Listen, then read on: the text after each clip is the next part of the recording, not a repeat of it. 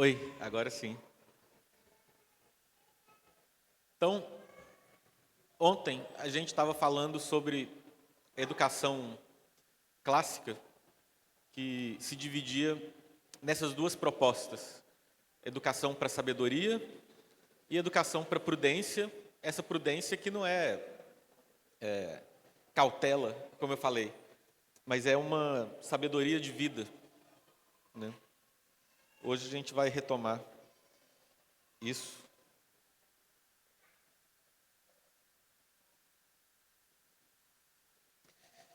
Então, para recapitular o que eu falei ontem. Ontem a gente se concentrou nessa educação para sabedoria. E como eu falei, educação para sabedoria é essa educação para que a pessoa alcance uma visão ampla e profunda da totalidade da realidade. Que aprenda a usar a sua inteligência no nível máximo. Tem uma pedagogia para isso, como o professor Alexandre explicou ontem também.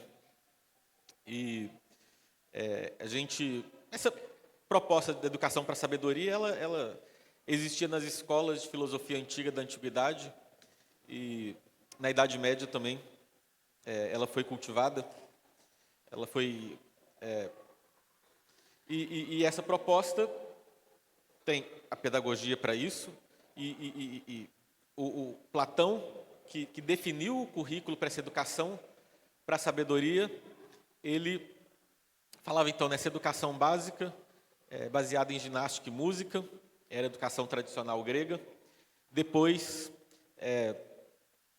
tinha o que depois será sistematizado como trivium e quadrivium na Idade Média, né? Ou seja, estudar gramática, lógica e retórica para poder dominar a linguagem e dominar o pensamento também.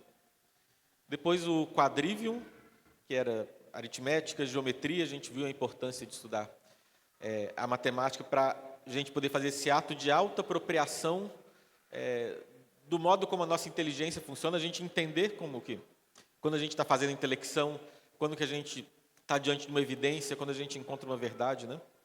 E a aplicação da aritmética e da geometria no tempo e no espaço, que é a música e a astronomia.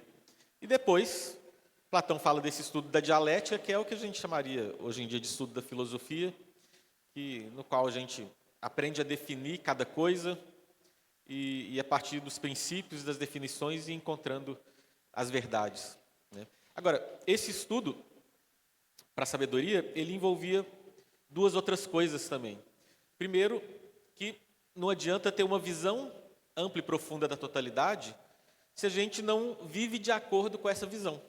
Então, esse caminho para a sabedoria envolve uma ética também, uma ética que é prática. Envolve uma transformação de vida, né? Como o professor Alexandre falou ontem, a hora que a gente entende que a nossa alma é imortal, a gente entende que existe evidência para isso, não é só uma crença, a gente tem que viver como uma pessoa que tem uma alma imortal.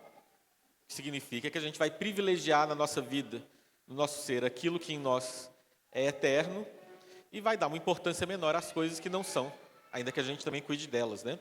Mas sempre nessa perspectiva do eterno. Então, tem o desenvolvimento da virtude também. A gente precisa desenvolver a virtude e virtudes específicas, inclusive, para que a gente possa viver segundo essa visão ampla e profunda do todo e para que a nossa inteligência consiga funcionar da melhor maneira possível também. A pessoa que está cheia de desejos, que é muito movida pela ira, etc., ela não consegue usar a inteligência de modo pleno. A inteligência, na verdade, vira uma máquina de racionalização. A inteligência serve para justificar o que a raiva dela já decidiu ou que os desejos dela já estão buscando.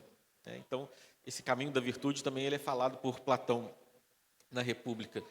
Agora, e esse estudo, isso também é muito importante, porque isso é uma coisa também que não está no nosso horizonte de consciência hoje em dia.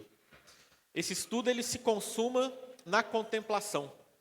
E o que é contemplação? A palavra que significa coisas diferentes em textos diferentes, mas eu tenho uma definição que eu acho que é boa para a gente entender o que está em jogo aqui. Contemplação é conhecimento com admiração.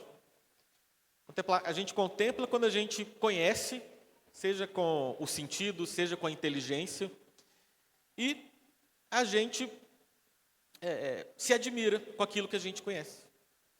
Então, o jeito mais tradicional de aprender a contemplar, hoje em dia é mais difícil, né? Mas é olhar para o céu estrelado. Quando está num ambiente assim, mais num sítio, alguma coisa assim, que não tem iluminação artificial, e a gente vê o céu estrelado, a gente olha para aquilo, é grandioso, é belo, e a gente se admira. Conhecimento com admiração. Quando a gente vê uma obra de arte, ouve uma música boa, vê uma pintura, uma escultura, admira uma igreja, a gente está contemplando também. A finalidade da arte é a contemplação, a gente se deleitar no conhecimento daquilo.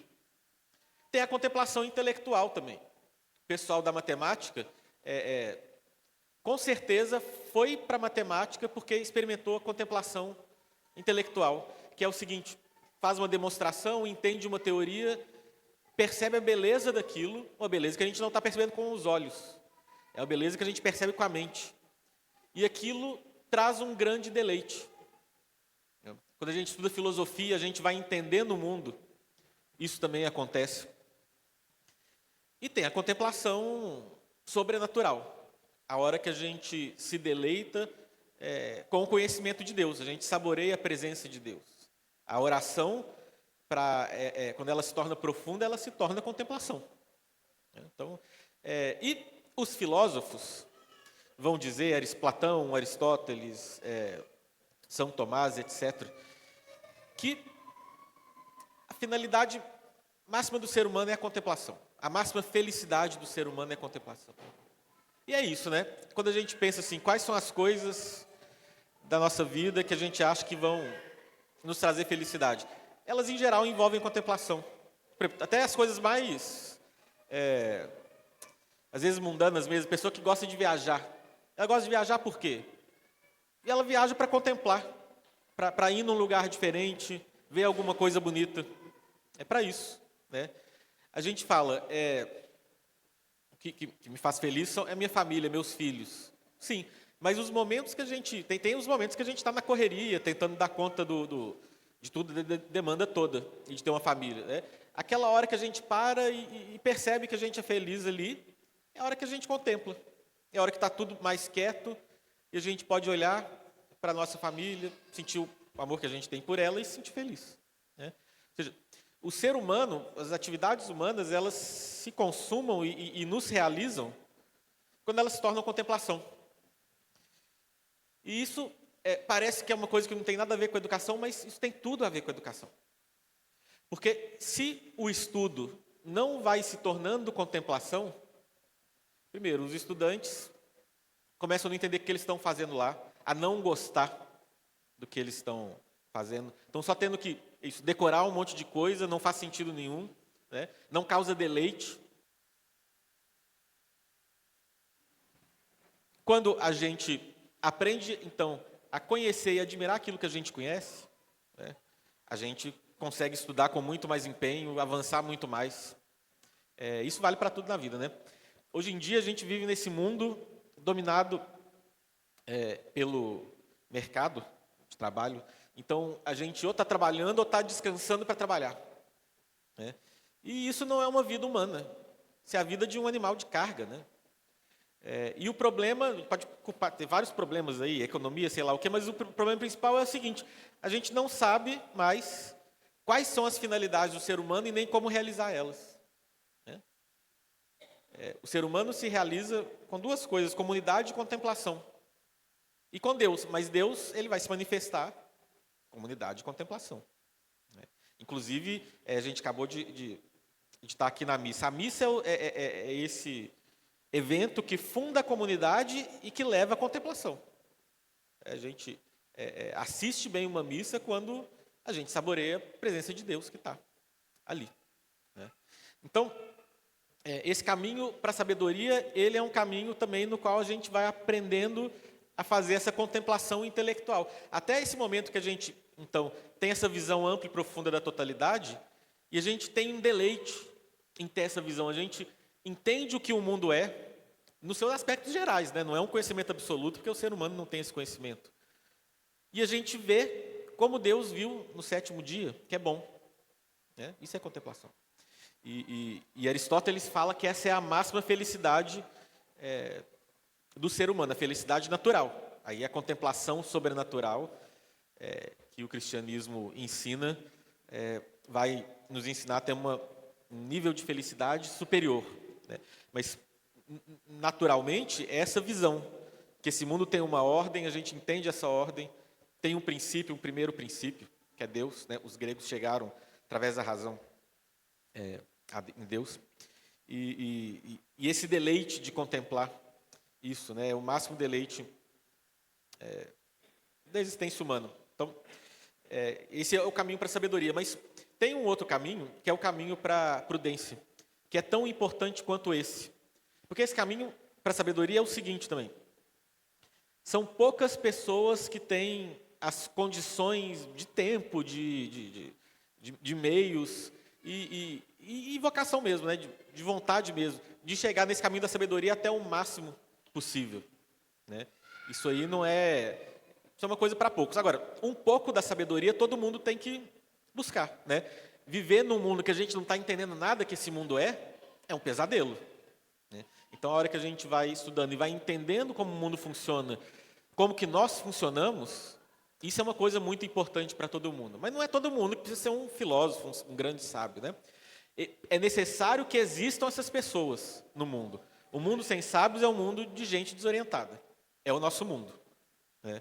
A hora que a gente conhece um ou outro, os poucos que ainda tem, a gente vê a diferença, assim, que beira o milagre que essas pessoas fazem.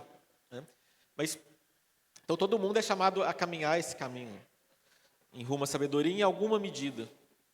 Mas é necessário que tenham pessoas que façam esse caminho plenamente. Mas a gente precisa mais ainda, isso é para mais pessoas ainda, e talvez para todo mundo, de pessoas que tenham sabedoria de vida. Porque se a gente não tem alguma sabedoria de vida, a nossa vida vai ser um desastre. A gente vai fazendo as coisas e as coisas não acontecem do jeito que a gente pensava, a gente nem sabe como fazer nada, e quando uma coisa dá certo, a gente percebe que aquilo que a gente estava fazendo e a gente estava se dedicando nem era o que a gente queria mesmo, que aquilo trouxe mais problema para a gente do que realmente, na nossa ilusão, a gente achava que ia ser bom. Né? Então, e é o mundo de hoje também. A gente não apenas não conhece sábios, mas pessoas prudentes também não é uma coisa que tem muito por aí. E pior ainda, né? O principal lugar onde deveriam ter pessoas prudentes é na política. E, na verdade, o político devia ser essa pessoa que sabe cuidar tão bem da própria vida que ela vai cuidar agora da comunidade. Né? E Aristóteles, na ética e na política, ele pensa assim. Né? O homem prudente, ele mostrou que sabe fazer as coisas acontecerem, tem uma visão do que é o mundo, do que é a sociedade, uma visão boa, né? Não uma visão limitada, igual eu falei hoje em dia. Né? O economista só pensa a sociedade em termos de economia, um advogado em termos de lei, um engenheiro em termos de processos. E aí, ninguém tem a visão integrada de todas as dimensões e necessidades do ser humano. Né? E aí vira esse caos, esse delírio que a gente está vivendo hoje. Então, seria fundamental que as pessoas da política fossem essas pessoas que tivessem essa prudência. Só que aí, quando a gente vai pensar na política, pode até ter um político ou outro que a gente gosta. Mas nem esses que a gente gosta, a gente põe a mão no fogo falando que eles são pessoas com sabedoria de vida, prudentes. Né? Não tem. Às vezes a gente gosta de um porque briga, defende as bandeiras que a gente gosta, fala alto lá, tal, que precisa. Só que a gente pensa assim, essa pessoa não é uma pessoa que tem sabedoria de vida. Né? Se eu precisasse de um conselho aqui para como é que eu organizo minha vida, não pediria para essa pessoa, para o político. Isso é um absurdo, isso aí mostra o buraco no qual a gente está. Um buraco, isso aqui é importante a gente ter muito claro, viu, gente? Muito claro. Não será resolvido com eleição. Porque a gente não tem material humano para fazer a sociedade funcionar mais. Não tem ninguém para colocar lá, mesmo que um dia apareça o cara lá, o sábio, né?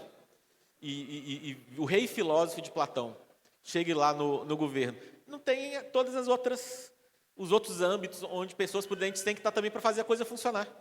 É isso que eu falei. Os nossos problemas, eles são, antes de tudo, problemas educacionais. Por que é que não tem essas pessoas? A gente não vê na política, na nossa vida, assim, a gente encontra raras pessoas que são sábias, em todos os anos. Por que não tem essas pessoas mais? Porque elas não nascem espontaneamente. Não é a pessoa vai vivendo a vida dela e, de repente, ela ficou sábia. Existe uma educação para isso. Existe um caminho para a pessoa adquirir essa sabedoria de vida. Um caminho que não é nenhum segredo, na verdade, não é nenhuma novidade. A nossa cultura sempre soube como uma pessoa dessa poderia ser formada, está lá na Ética de Aristóteles. Está lá na República de Platão. Isso aí as primeiras obras filosóficas que tem na nossa tradição ensinam isso. As várias culturas do mundo, elas também têm e ensinam como que uma pessoa com sabedoria de vida naquela cultura pode surgir. Então, por exemplo, na China, você tem Confúcio, ele está ensinando isso. Né? Tipo, todas as outras culturas, a gente acha coisas semelhantes também. Porque um mundo onde não tem pessoas com essa prudência é um mundo disfuncional. E é o nosso mundo. Né?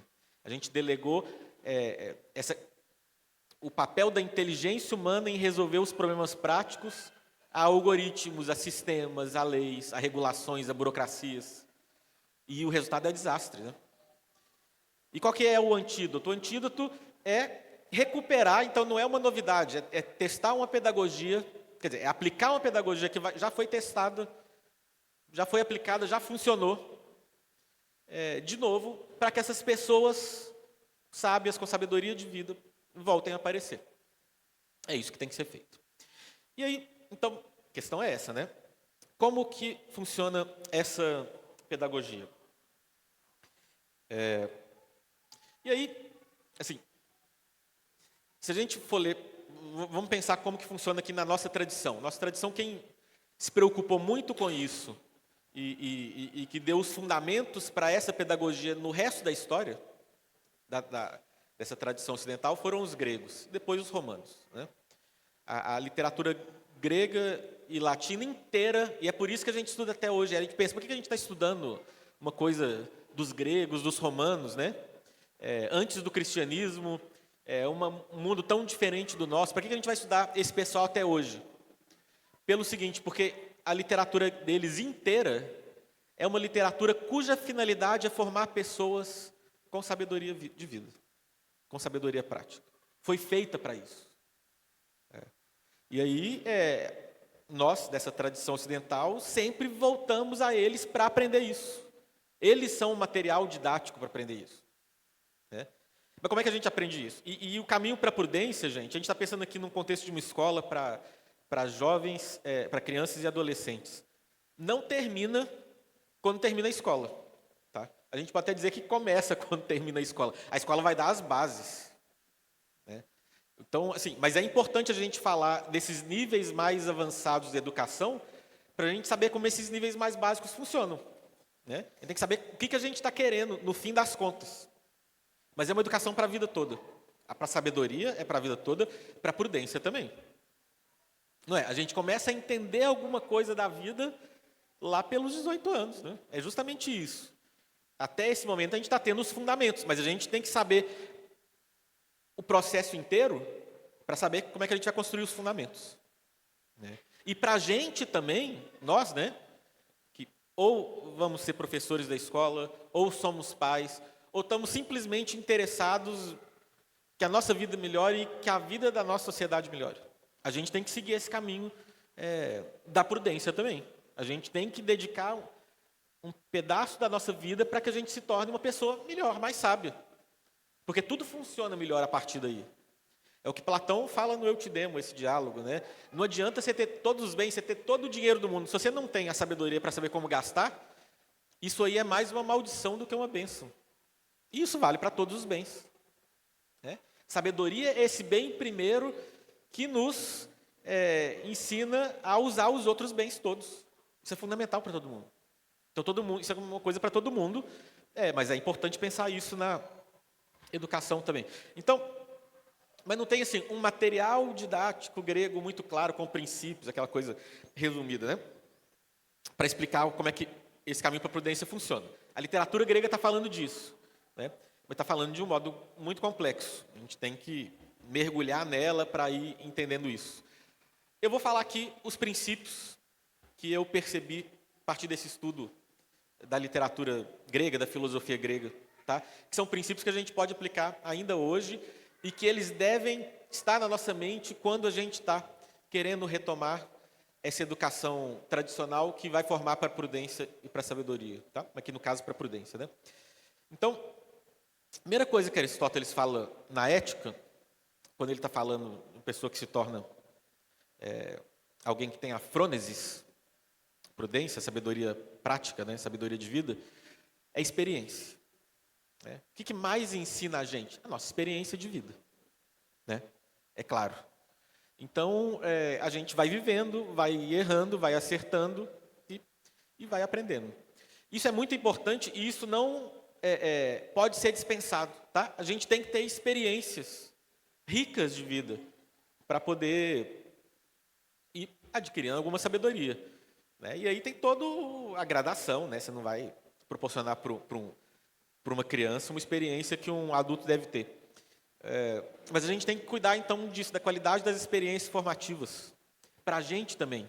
Tá? E pensando num adulto, mas para poder pensar depois dos jovens também.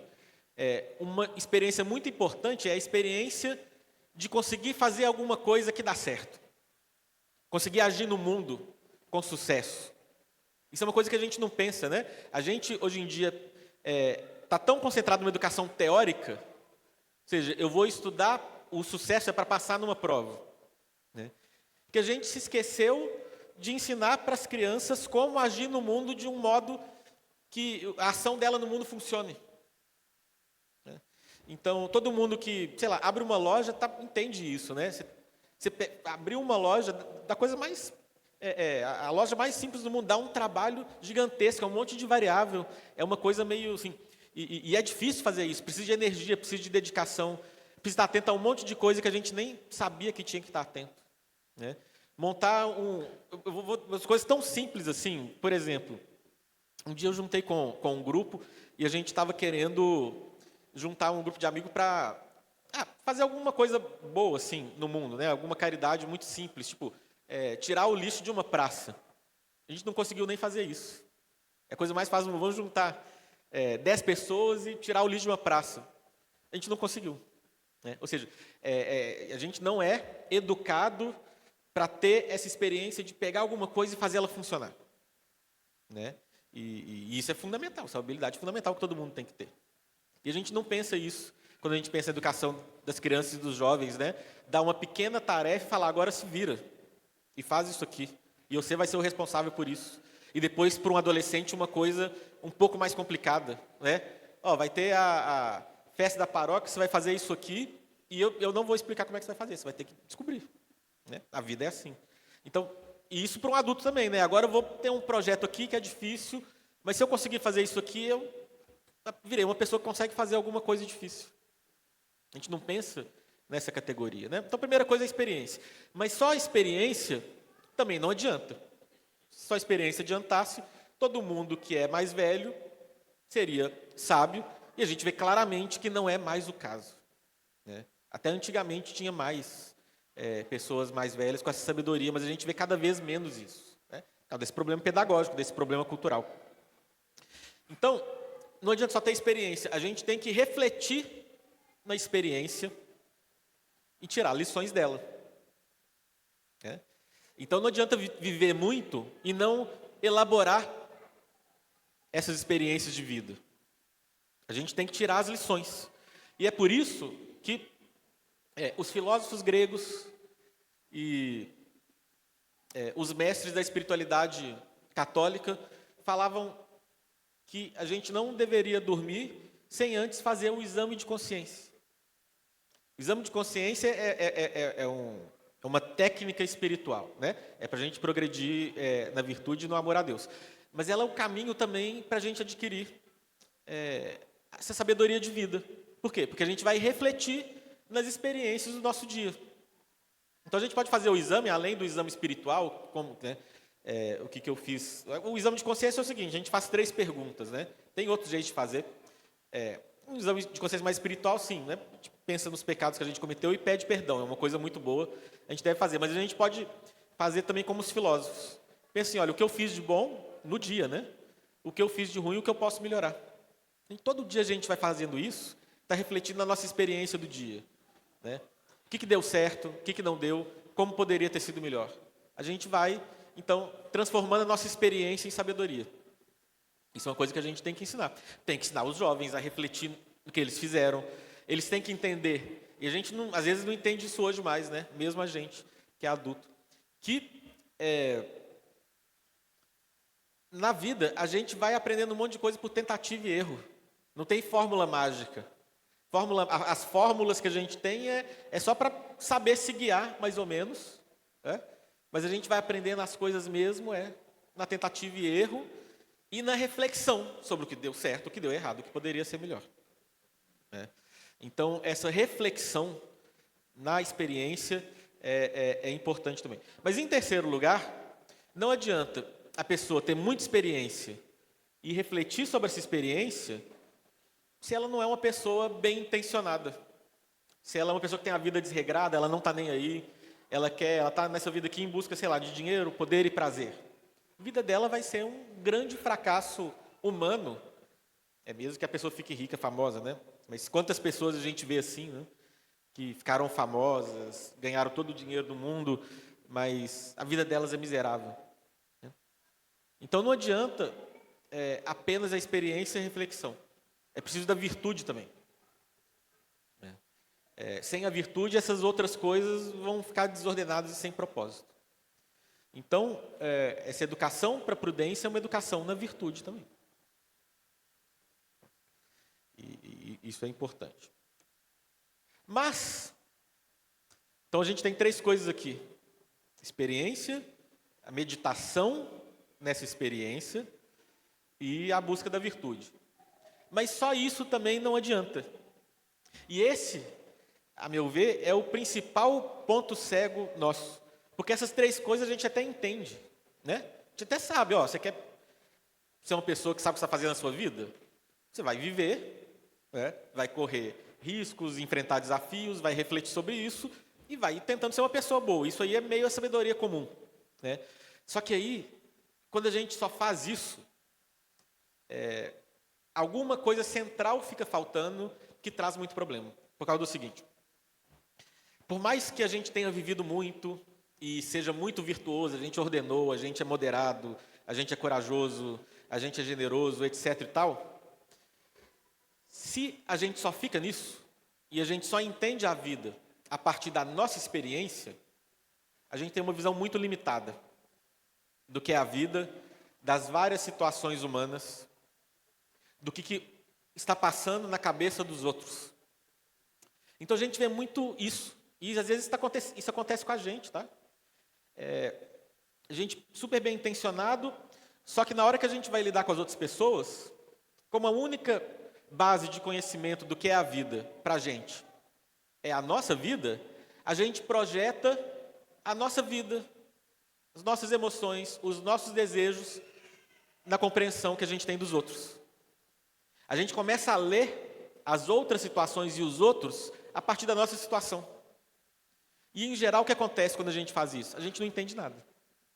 Isso é uma coisa muito comum, relação de pais e filhos. O mundo muda muito, o lugar de onde os filhos estão partindo, as situações onde eles se encontram, às vezes não é uma situação que a gente consegue entender direito, porque as realidades mudaram, e a gente tenta entender eles a partir da gente, que é o que a gente tem. E a gente não entende nada. O filho, quando vai chegando adolescente, fala: meu pai não me entende. É uma história mais clássica. Por melhor que o pai seja, por mais bem intencionado. E aí gera uma revolta que vem dessa incompreensão.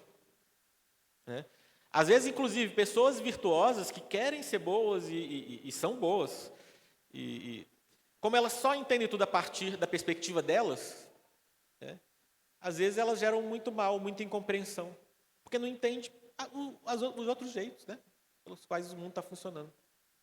Isso vale para tudo, né? Então, se a pessoa quer ter essa sabedoria de vida mesmo, ela tem que entender o que está acontecendo num âmbito maior do que o da vida dela. Ela tem que entender que a vida dela não é um modelo para toda a vida. Inclusive isso, da gente que deu certo, que tem lá uma família boa, um emprego bom, tem bens e tal, aí ela acha que a vida dela é a solução para tudo. Só que as pessoas partem de lugares muito diferentes umas das outras, pensam, sentem de um modo muito diferente. Então não adianta a gente achar que a nossa experiência, que o que deu certo para a gente é a solução para tudo, que a gente vai conseguir entender a cabeça de todo mundo a partir do que a gente está sentindo. Isso aí é a receita para o desastre, e é assim que gente virtuosa começa a ter problema, na família, com os filhos, nas relações, na política. Não está entendendo os outros. Qual que é a solução para isso? A gente tem que integrar na nossa visão de mundo outras perspectivas que não a nossa. A gente tem que começar a conseguir entender o mundo com os olhos das outras pessoas que são muito diferentes da gente. Tá ótimo, falar isso é fácil. Como é que a gente faz isso, né? Se a gente não faz isso, a gente não adquiriu sabedoria de vida. Simplesmente assim. O modo tradicional pelo qual a gente faz isso, então, assim, é nesse momento específico que a escola e a educação escolar, e depois da escola também, podem servir. Porque até aqui, o que eu falei de experiência, meditação e virtude, a família resolve, né? Os pais resolvem. Aqui que a escola se torna importante. O modo tradicional pelo qual isso era ensinado é através da literatura. Por quê? Literatura é justamente isso. A gente vai conhecendo, tendo contato com histórias, tudo bem que não aconteceram, mas um bom escritor, ele fala de coisas que poderiam ter acontecido, que na experiência do ser humano as coisas acontecem daquele jeito. Ele descreve a experiência humana. Tem gente que fala, né, que a boa literatura é verdade em tudo, menos nos fatos. Nesse sentido, os fatos lá não aconteceram, mas a estrutura da experiência humana é verdadeira. E aí, a literatura vai contando histórias de pessoas e de acontecimentos muito diferentes e distantes dos nossos. A ideia é essa, né? E aí a gente vai, então, o pessoal fala, né? A gente vive 1000 vidas em uma. A gente não está vivendo só a nossa vida quando a gente lê literatura desse jeito. A gente está experimentando muitas outras vidas muito diferentes. E aí, não adianta só ler, né? Tem gente que quanto mais lê, mais maluco fica. A gente tem que ler do jeito certo. A gente tem que ler buscando nessa leitura essa sabedoria. Eu vou falar como é que faz isso, mas primeiro vamos, então, pensar isso, tá? A gente tem que desenvolver a nossa inteligência narrativa, entendendo o seguinte: primeira maneira pela qual a gente entende o mundo, o ser humano entende o mundo, é contando histórias. Qual que é a primeira coisa que a gente faz, né? Acontece uma coisa muito confusa, que a gente não consegue entender porque é muito nova. Igual, por exemplo, a experiência da pandemia. É uma loucura total, né? Qual que é a primeira coisa que a gente tem que fazer para aquilo começar a fazer sentido na nossa mente? Contar para a gente o que aconteceu. Contar a história. O pensamento abstrato humano, ele parte desse pensamento imaginativo. Ou seja, essas teorias mais abstratas que tem, elas estão se baseando em histórias, em símbolos. Então, a gente tem que cuidar disso. E na nossa busca por essa sabedoria prática, como eu falei, né, a gente vai assimilando essas narrativas, essas histórias que falam de situações muito diferentes das nossas, e aí a gente começa a ter modelos mentais para poder entender várias situações sem ser aquelas que a gente está acostumado. A entender as pessoas que estão passando por coisas que a gente nem imagina que alguém poderia passar. E aí, sim, a gente vai aprendendo a ler as situações, a entender as pessoas com mais profundidade e aí agir melhor. Então, essa educação literária, ela é inescapável. E a gente acha isso, né? Às vezes, a aula de literatura serve para quê? Não serve para nada, né? O pessoal vai ouvir umas histórias aí e tal. Serve para isso, é, na verdade, das coisas mais importantes. As duas habilidades mais importantes numa escola, né? Habilidades com a linguagem, e domínio da linguagem, mas também é isso, né? E tendo contato com essas várias histórias. E a habilidade do raciocínio desenvolvido pela matemática, né?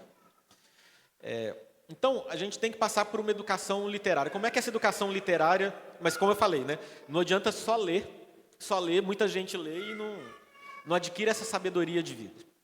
A pessoa tem que ler literatura, e às vezes a pessoa aprende a gostar nunca gostou de literatura, porque não entende muito para que serve aquilo, né? Quando ela descobre esse modo de ler. A gente vai ler literatura para, através dessa leitura, a gente explorar a condição humana, para a gente crescer no conhecimento da experiência humana nessa terra. É para isso que serve, e a gente começa a ter prazer nisso. A gente lê porque a gente acha bom, mas a gente acha bom quando a gente entende que isso está acontecendo. Às vezes a gente pega lá um Machado de Assis no colégio, né? E aí, minha experiência no colégio, no terceiro ano, achei um negócio chato, não entendi, não aconteceu nada, né? Eu gostava era de filme de Hollywood, tiroteio, perseguição de carro, né? Alguma coisa assim. Não acontecia nada na história, né? Depois que eu fiz o curso de letras e pensei muito sobre isso, eu entendi, não, é realmente genial. Porque o Machado de Assis, o principal do Machado de Assis, não é o que ele está escrevendo, é o que não está sendo dito. O Machado de Assis é um grande treino para que a gente possa perceber as coisas que numa situação estão ali presentes, mas não estão sendo ditas. A gente lê para além do que está explícito. Ele é um treino para isso. E quando a gente começa a ler ele prestando atenção nisso, a gente fica até viciado em ler, porque é muito legal, né? A gente começa a ter essa experiência. Então, é isso. A gente vai lendo essas obras e pensando assim, como que é viver como esse personagem aqui? Né? Por exemplo, eu nunca tive numa guerra, graças a Deus, né? Só que é importante para o ser humano saber o que é estar numa guerra. Isso faz parte da condição humana. Se a gente não sabe o que é estar numa guerra, a gente não entende a experiência humana nenhuma. Então, tem um jeito de saber o que é estar numa guerra sem estar numa guerra. Eu leio a Ilíada e penso, se eu fosse Aquiles, como que eu estaria me sentindo? Como que eu estaria me comportando? O jeito que ele agiu seria o jeito que eu agiria? Provavelmente não, porque deu tudo errado na vida dele. Mas eu sou mais esperto que ele mesmo? Eu consigo entender o que levou ele a agir desse jeito? Né? Isso é importante, tá? Porque a gente que tem um ideal de virtude, de bem, de excelência humana, a gente às vezes está muito acostumado a julgar os erros. Eu estou buscando uma coisa que tudo que não é isso que eu estou buscando é errado, eu simplesmente acho que é uma grande, né, porcaria e sigo em frente. Mas isso não é a melhor coisa a fazer também. Né? A gente tem que entender por que uma pessoa comete os erros que ela comete. É claro que na nossa vida a gente não quer cometer e a gente vai julgar e falar que é uma porcaria. Só que se a gente não para e pensa assim, mas por que uma pessoa que tem uma inteligência humana como eu tenho, né, pode cometer um erro como esse? Não é para a gente aprender a cometer o erro, é para a gente poder entender os outros e entender os mecanismos sutis da psique humana e até onde ela leva. Né? Então isso é importante na literatura também, tá? E aqui eu só vou fazer um esclarecimento. Tem toda essa questão aqui que a gente falou de quando introduzir certos conteúdos nas obras, né? Isso aqui não é a questão que eu estou tratando, tá? Então, assim, claro que existe uma gradação na educação infantil e dos jovens, né? Eles não estão prontos para tudo, a gente vai introduzindo as coisas à medida que eles estão prontos. Isso aí é óbvio, isso aqui não é a minha questão. Minha questão é a seguinte, para uma pessoa alcançar sabedoria, e aí isso vai ser muito gradual para os jovens, mas para a gente tem que ser mais intenso, né? A gente tem que entender a miséria humana também.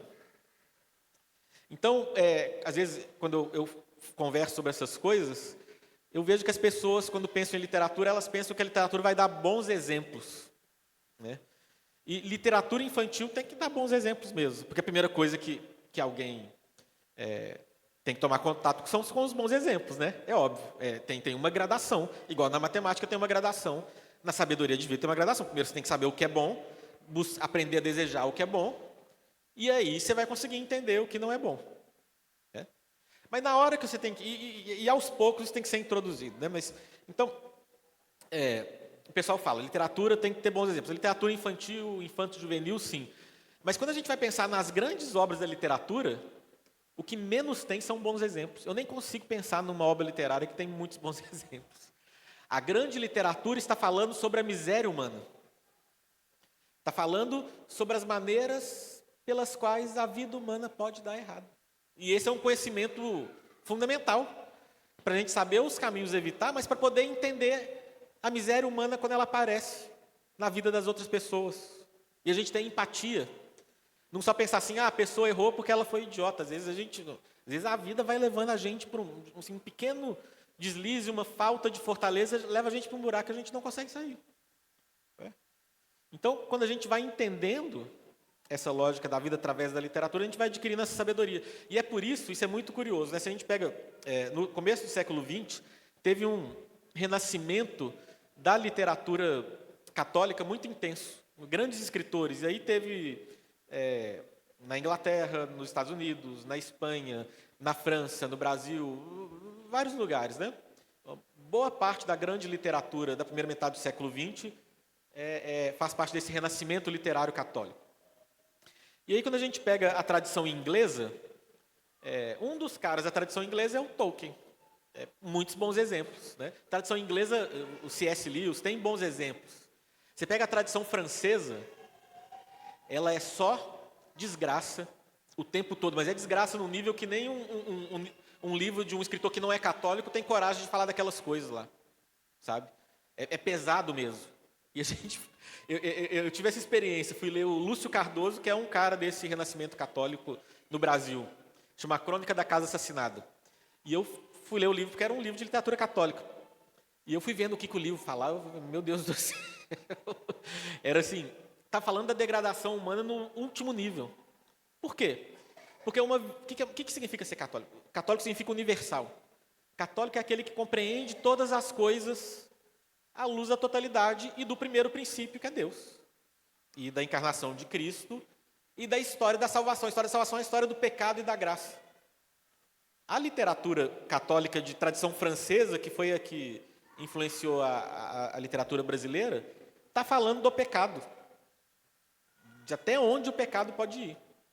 E lá, de um jeito muito sutil, que só quem está procurando e sabe onde olhar que vai encontrar, tem a graça também. E é assim que a graça funciona, né? Graça, às vezes ela é ostensiva, às vezes ela é um milagre de sol de Fátima, mas em geral ela é aquela brisa suave que se a gente não estiver prestando atenção, a gente não percebe que ela está lá. Na literatura católica está fazendo assim também. Né?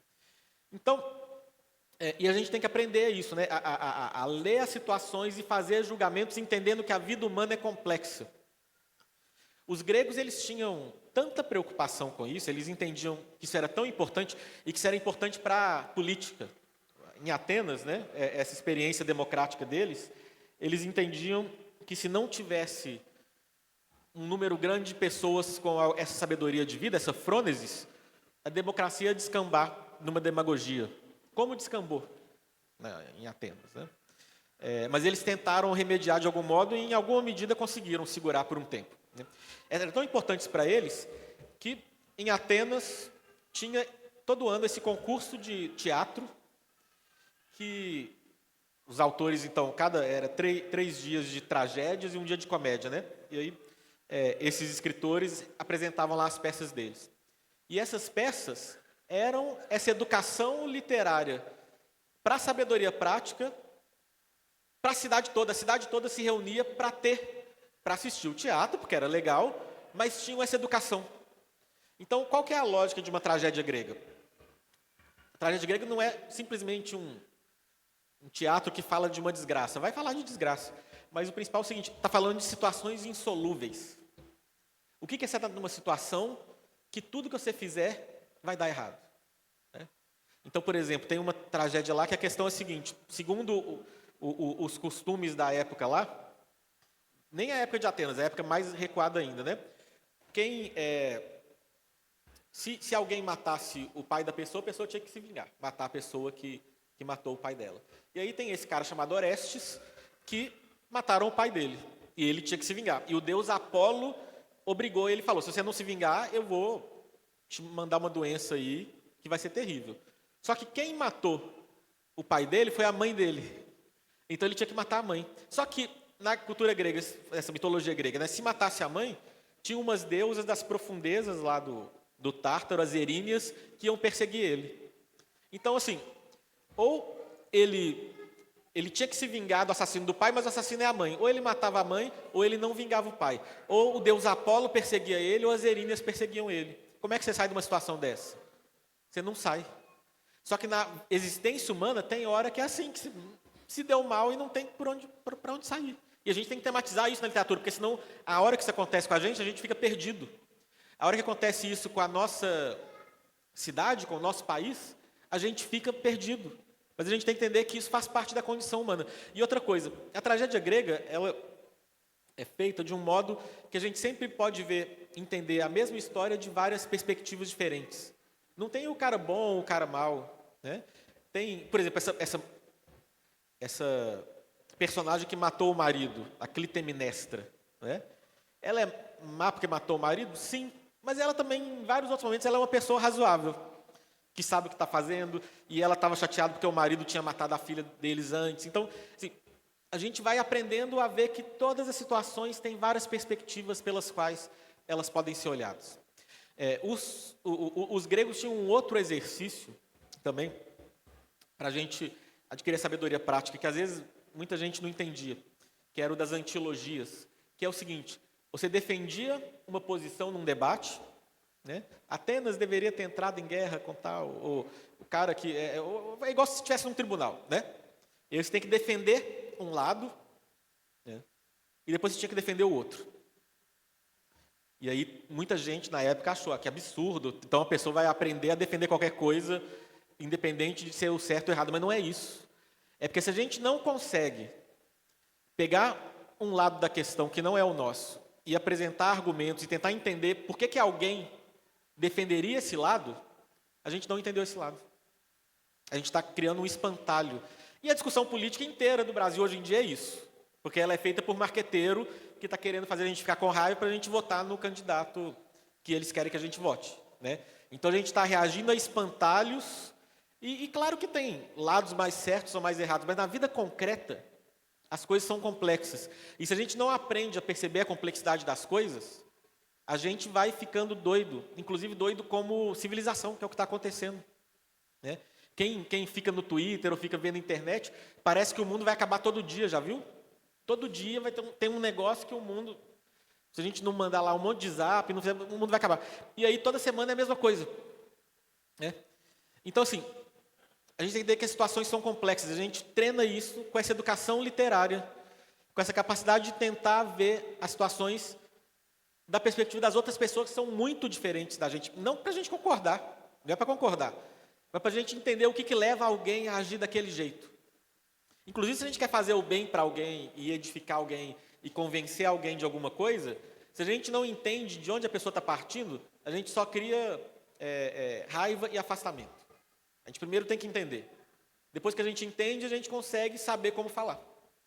Mas se a gente não tem essa capacidade de fazer isso, a gente não consegue nem entender nada, né? E nem, então, fazer esse bem para com os outros. Então, essa que é a educação para a prudência. Esses são os princípios: experiência, meditação na experiência, virtude e essa educação literária que vai ensinar a gente a ler as situações mais diferentes, a se colocar na perspectiva de pessoas muito diferentes da gente, a entender o que leva as pessoas a tomarem decisões ruins, que às vezes a gente não tomaria, mas pelo menos a gente entendeu como que alguém pode agir assim, que antes a gente nem entendia, né? E esse conhecimento, essa capacidade de olhar para a vida na sua complexidade, conseguir se situar e conseguir agir bem, pensando nas finalidades verdadeiras do ser humano, pensando na nossa relação com os outros, com o bem que a gente quer fazer para os que nos são próximos, para a nossa comunidade e para o mundo todo, né? Essa é uma habilidade essencial. Uma habilidade que foi perdida, a gente não sabe mais como fazer isso, mas que é baseada em princípios que são claros e que a gente pode retomar. A gente pode colocar esse projeto pedagógico como projeto pedagógico para os nossos filhos e para a gente também, né? Para o bem de todo mundo. É isso que eu queria falar aqui. Obrigado.